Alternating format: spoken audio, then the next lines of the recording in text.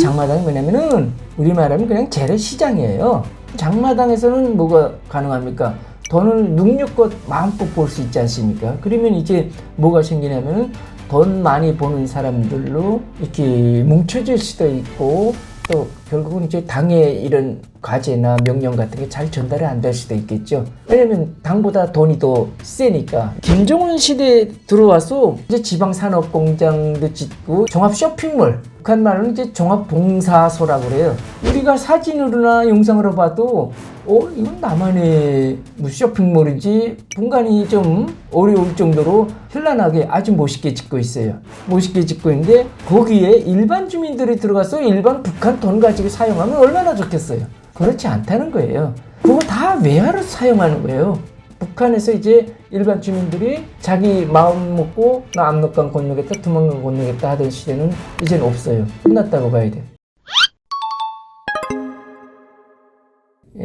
우리 탈북민들 또 북한의 이런 뭐 언론 뭐 이런 걸 통해서 장마당사를 많이 듣지요.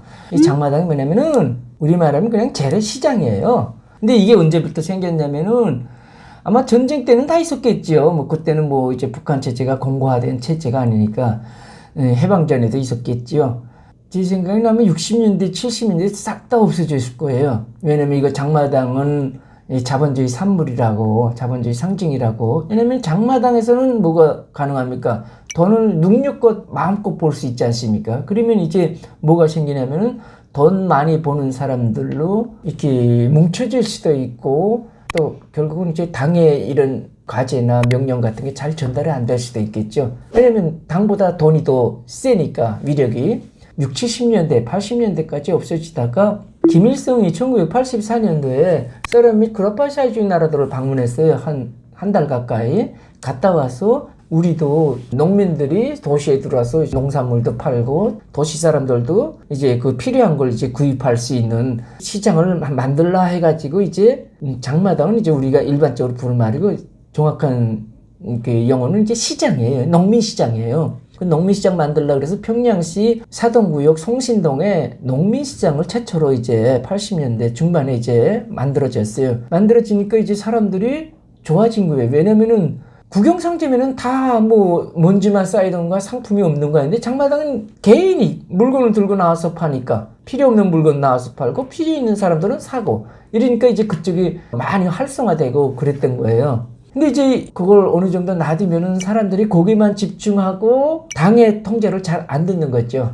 당에서는 뭐예요? 주는 거 먹고 요거 하라면 요거 하고 저거 하라면 저거 하고 그게 당에서 원하는 거잖아요.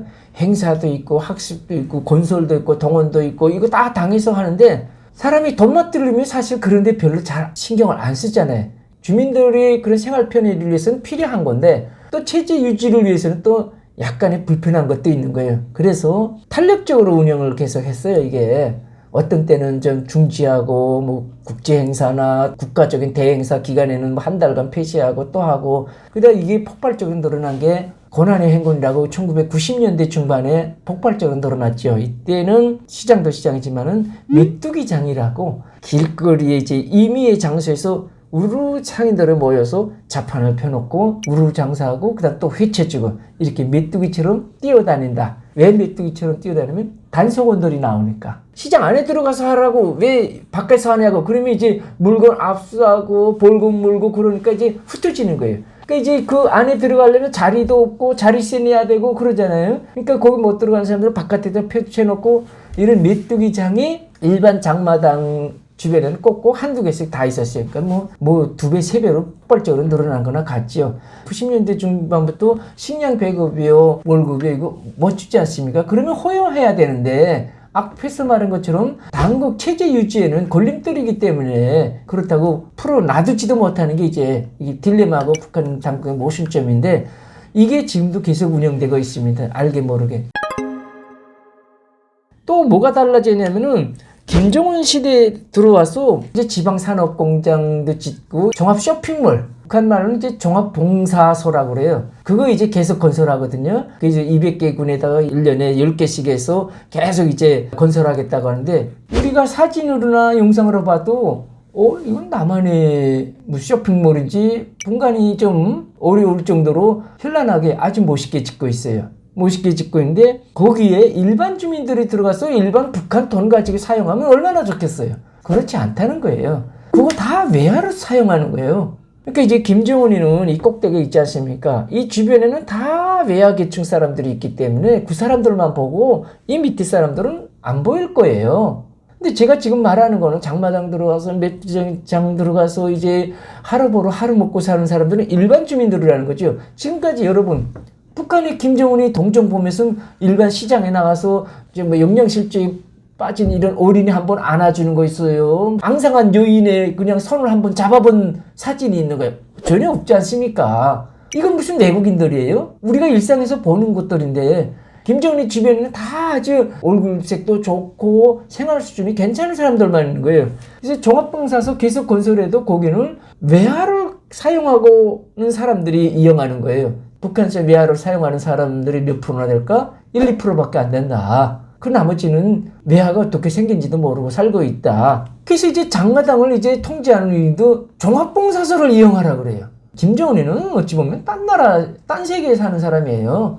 그 종합봉사소에 90% 일반 인민들이 이용하면 그 말이 맞아요. 그러니까 자기한테는 그 상류층 인민인 거예요. 안 보이니까. 그 사람들의 생활 모습 보고 파한돼서 하는 거예요. 그 사람들에게 뭐 버터도 먹이겠다, 뭐 고기도 먹이겠다, 우유도 먹이겠다, 무슨 봉사소를 이용하라. 그게 일반 인민들이 차려진 혜택이라면은 제가 여기서 이렇게 말할 필요가 없지요. 그 지도자와 주민은 현실적으로 냉정하게 동떨어진 세상에서 살기 때문에 제가 이렇게 시간 내서 얘기하는 겁니다.